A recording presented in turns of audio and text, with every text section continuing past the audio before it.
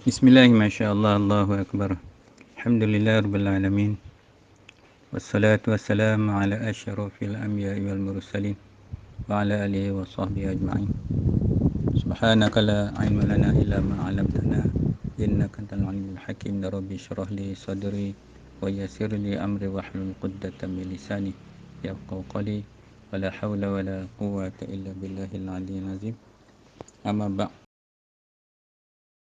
Syukur kita kepada Allah Subhanahu wa taala. So hari ini kita telah masuk pula dalam fasa PKP lagi. PKP yang bersyarat. Maknanya melihat keadaan COVID yang mula menyerang balik.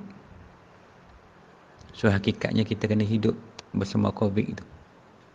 Bagaimana untuk menjalankan kehidupan dalam keadaan ketakutan dan sebagainya. Inilah yang akan kita hadapi. Tak tahu berapa lama lagi. Tengok keadaan pun memang nampak macam semakin genting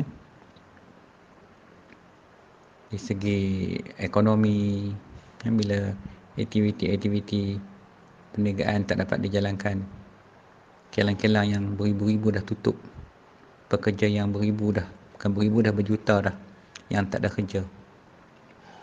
Apa di sebalik bala itu Allah nak bagi kepada kita orang Islam? So dekat sinilah kita sebagai orang mukmin kena yakin apa keadaan sekalipun rezeki itu tetap daripada Allah Subhanahu Wa Taala.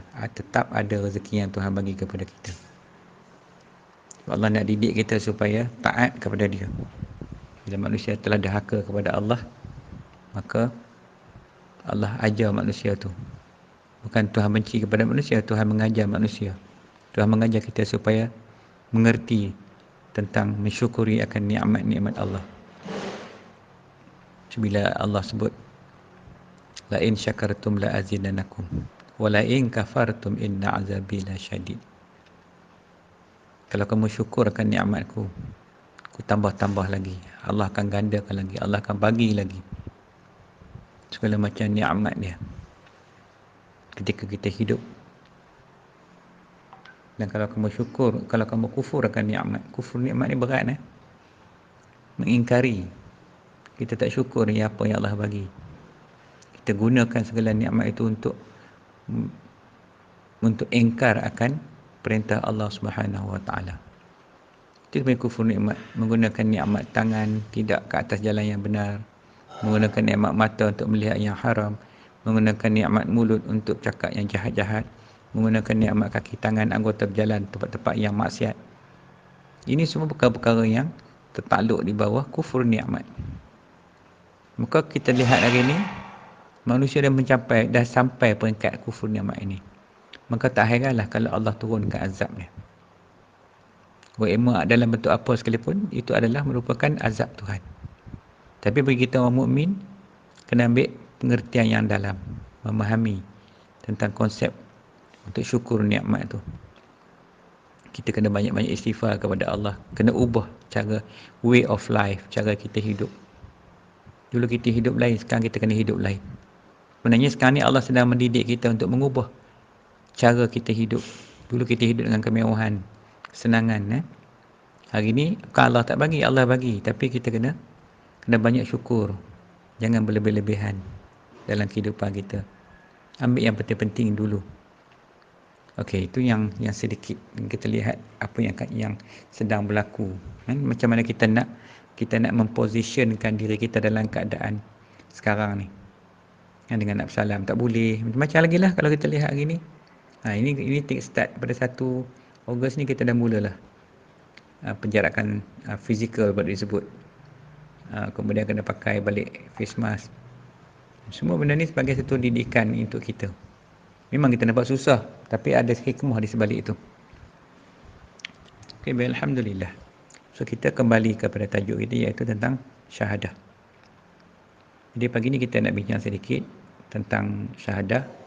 Syahadah ni saya ulang-ulang banyak kali sebab nak bagi faham kenapa kita perlu kepada syahadah. Seperti yang kita dah kuliah-kuliah yang telah lalu, kita lihat terlalu banyak konten daripada syahadah, kerana bermulanya agama itu dengan menerima mengucap dua kalimah syahadah. Dan iman itu juga adalah daripada ucapan dua kalimat syahadah. Tanpa syahadah tiada iman, tiada Islam, tiada ihsan, tiada arti kehidupan ini kalau tanpa syahadah. Dan Islam itu sendiri dibina di atas 5 tiang. Yang pertama adalah mengucap dua kalimat syahadah. So alhamdulillah, bagi yang dah ikut kuliah-kuliah kita, saya harapkan semakin kita faham, sebab kita ni pun bukan orang alim. Kita ni banyak orang-orang jahil, orang-orang yang perlu dididik, orang yang perlu mempelajari lagi segala ilmu-ilmu Tuhan. Jadi antara ilmu yang orang tinggal adalah ilmu tentang syahadah. Kalau kita yang mana yang dah ikut kuliah ni, kita boleh lihat terlalu banyak isi syahadah yang kita tak pernah belajar langsung, sama ada kat sekolah ke universiti dan sebagainya kan. So sekarang ni kita dapat peluang. Dan saya pun telah merancang beberapa program untuk pergi ke tiap-tiap negeri. Tapi nampaknya kekangan dah mula balik. Kita tak boleh buat ramai. Nak buat pun maksimum pun 20 orang je boleh. Tak apalah, kita dah janji, insya-Allah road tour kita akan kita buat juga. Cuma kali ini mungkin orang-orang yang Allah pilih je. Pasal makin kecil 20 orang je boleh dalam program tu. Jadi kalau 20 orang tu terlalu sangat sikit. Tak boleh, bagaimanapun kita tetap akan buat juga program. Daripada tak buat langsung, daripada seorang pun tak datang, lebih baiklah kita ambil 20 orang tu yang kita akan yang isi dengan program yang kita janji dulu, dengan program syahadah tu. Mudah-mudahan dengan roadshow yang kita buat ni, jelajah syahadah ni, kita harap dapat kumpulkan lagi ramai ahli-ahli yang mana yang di luar sana, kawan-kawan kita, sahabat kita yang belum kenal akan syahadah. Kita nak kenalkan tentang perjalanan apa syahadah yang kita bawa tu, iaitu tentang menerima balik syahadah dan tajdid semula syahadah tu. Jadi inilah antara satu tanggungjawab kita yang kita lakukan. Mudah-mudahan kita dapat bawa balik ahli-ahli kita yang mana yang tak kenal, tertinggal lah, bukanlah kata tak kerti, tak tahu, tertinggal. Dengan syahadah ni kembali balik kepada syahadah ni. Okey, ini yang saya rasa kita kena fikirkan sama-sama. Dan insya-Allah rasanya kalau tak ada apa hal, minggu depan lah kot, 15 tu di Kota Baru, Kelantan, 16 di Terengganu. Kemudian 22 tu balik ke Limun Tebal balik. Ini antara program jelajah syahadah yang kita bawa ni. Sebab kalau anda yang mendengar ni, contents dalam jelajah syahadah ni banyak dia bukan satu je. Sebenarnya kita mulakan program tu dengan aurat Ahmadiyah dulu, Ahmadiyah Idrisiyah. Ini tarekat Ahmadiyah Idrisiyah. Kita ajar dulu, kita ijazah dulu tarekat tu, supaya kita hendakkan ahli-ahli kita ni, dia datang ke program tu, dia dapat balik sesuatu, dapat balik buah tangan. Buah tangan dia apa? Zikrullah. Tu kita nak ajar zikir. Sebab zikir ni dia kena terima. Dia boleh baca. Kalau macam lepas sembahyang tu kita baca gitu, dia umum Tapi yang ni khususiah. Khusus. Sebab dia ada mursyid dia. Yang kita baca tu kita tak tahu siapa Tok Guru yang kita ambil amalan tu melalui siapa tu. Sampai kepada Nabi. Tapi dalam zikir tadi, zikir tarekat ni, dia jalan tu, sanad tu sampai kepada Nabi. Jadi kita nak amalan kita tu bukan saja dapat kebajikan pahala di akhirat, tetapi juga di dunia. Dunia dapat, di akhirat pun dapat. Sebab tu kita bawa. Jadi sebenarnya bukan tak boleh bawa tarekat ni, banyak tarekat. Macam saya sebut kemarin, ada 44 tarekat. Tapi yang ghalibnya yang kita baca biasa ni, tarekat ni Ibn Naqsybandinya, Syatariahnya, Ghazaliyahnya, termasuklah juga tarekat Ahmadiyah Idrisiyah ni. Jadi kita bawa, kita nak latih ahli-ahli kita. Sebab apa? Jenis-jenis tarekat ni, kalau dulu zaman saya dulu, benda ni dah jadi biasa dah. Memang orang kata tarekat ni rasa pelik. Lah ni pelik pula, orang pelik.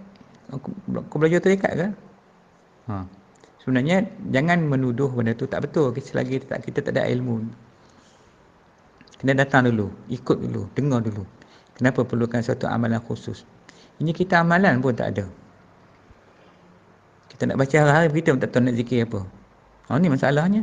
Sebab tu tujuan program syahadah ni kita nak didik, nak ajar supaya ahli kita ni faham. Waktu ni nak beramal ni, waktu ni nak baca ni, waktu ni nak baca ni.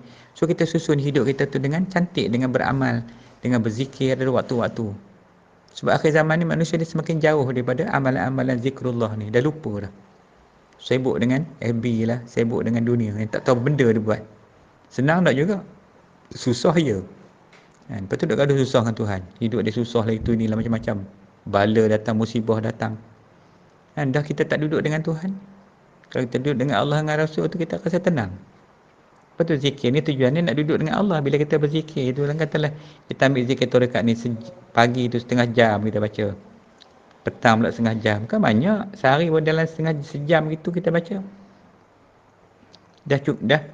Itu pun tak cukup kalau ikut. Tapi insya-Allah berbanding dengan tak buat langsung. Sekurang-kurangnya apa yang kita amal tu ada sandaran dia. Bukan saja-saja kita baca.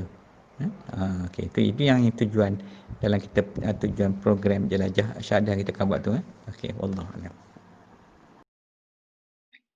Allahumma shalli wa sallim wa barik ala sayyidina Muhammadinil Fatihi lima ughliqa wal khatimi lima sabaqa wan nasiril haqq bil haqqi wal hadi ila siratikal mustaqim sallallahu alaihi wa ala alihi wa ashabihi haqqa qadarihi wa miqdarihi al-azim.